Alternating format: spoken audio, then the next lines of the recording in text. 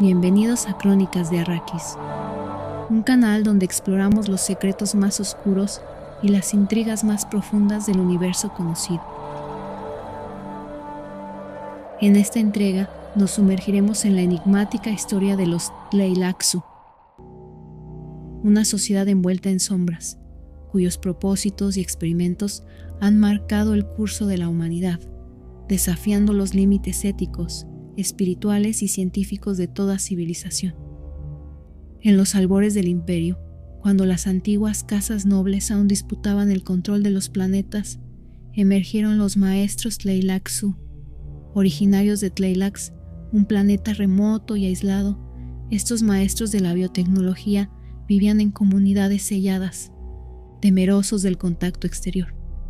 Se dice que su civilización nació de la desesperación, un mundo que surgió tras siglos de guerras y pestilencias, que forzó a sus habitantes a perfeccionar el arte de la manipulación genética para sobrevivir. Sus primeros logros fueron humildes, diseñados para curar enfermedades que devastaban a su pueblo. Crearon tejidos y órganos de reemplazo, utilizando levaduras y bacterias para sintetizar compuestos biológicos. Sin embargo, pronto su ambición superó la ciencia convencional. Buscaban trascender las limitaciones del cuerpo humano, alcanzar la inmortalidad y controlar la esencia misma de la vida.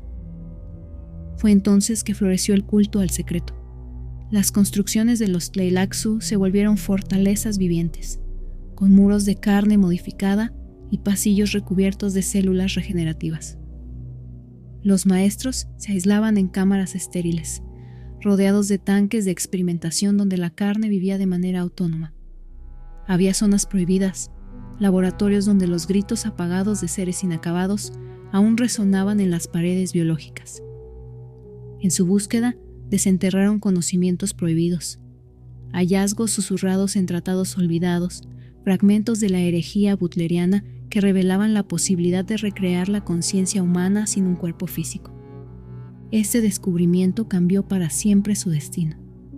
Lo que comenzó como un estudio del alma terminó por convertirse en un camino hacia el dominio absoluto de la vida.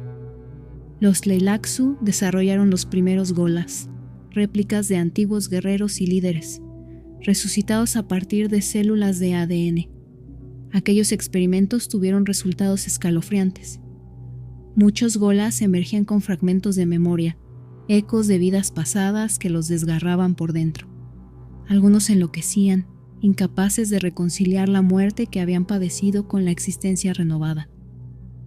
A pesar del riesgo, estos experimentos cautivaron al Imperio.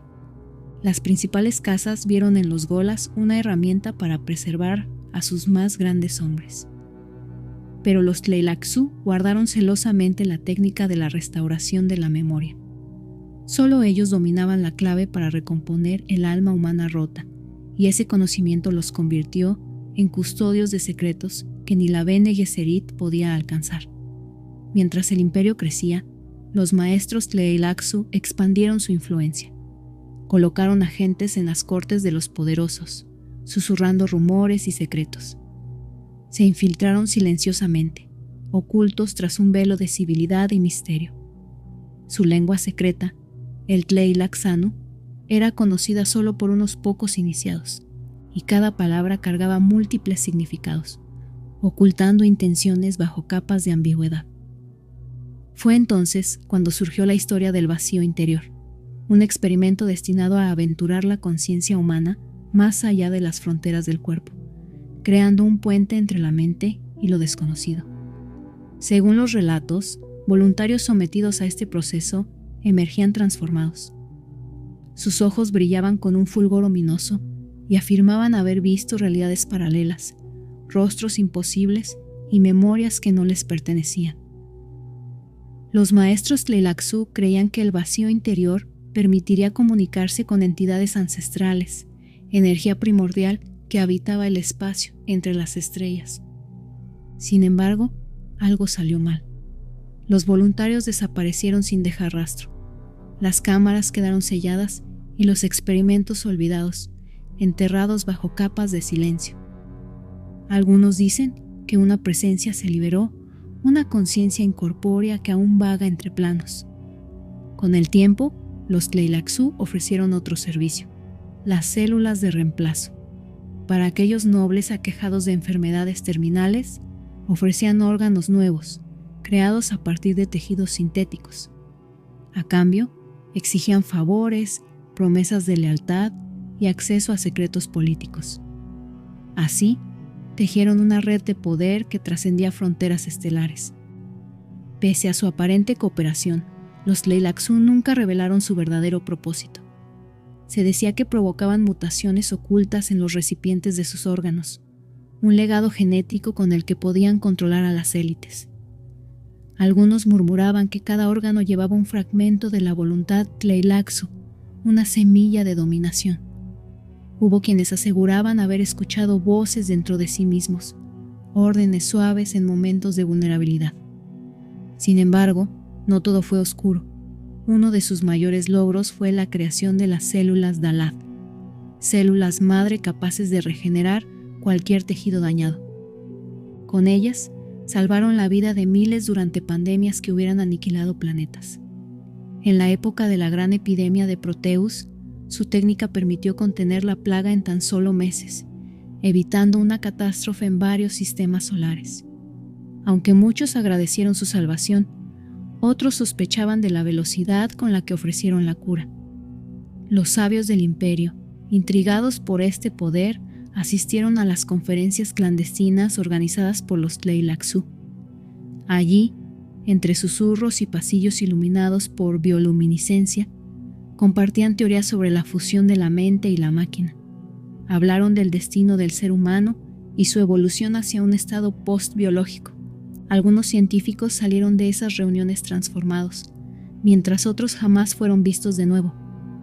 Fue en una de esas reuniones donde surgió el proyecto EVE, un intento de crear un híbrido entre humano y máquina, un ente capaz de vivir eternamente. Combinaron implantes cibernéticos con tejidos vivos, diseñando cerebros aumentados con nanocircuitos. El resultado fue un ser de conciencia expandida, pero profundamente inestable. Solo sobrevivió unos días, antes de autodestruirse en un estallido de energía biocibernética. La explosión dejó una marca permanente en los laboratorios, un pulso que aún altera las máquinas cercanas. Ese fracaso no detuvo a los maestros. Aprendieron de cada caída, perfeccionaron sus métodos y ampliaron su arsenal. Desarrollaron el telépata, un fármaco capaz de amplificar las conexiones neuronales y permitir la comunicación sin palabras. Sus efectos secundarios fueron devastadores: adicción, alucinaciones y, en casos extremos, la fusión involuntaria de dos mentes. Algunos pacientes afirmaban haber sentido el alma de otro invadiendo la suya, compartiendo recuerdos y traumas ajenos. En las sombras, un puñado de disidentes se rebeló contra su tiranía silenciosa.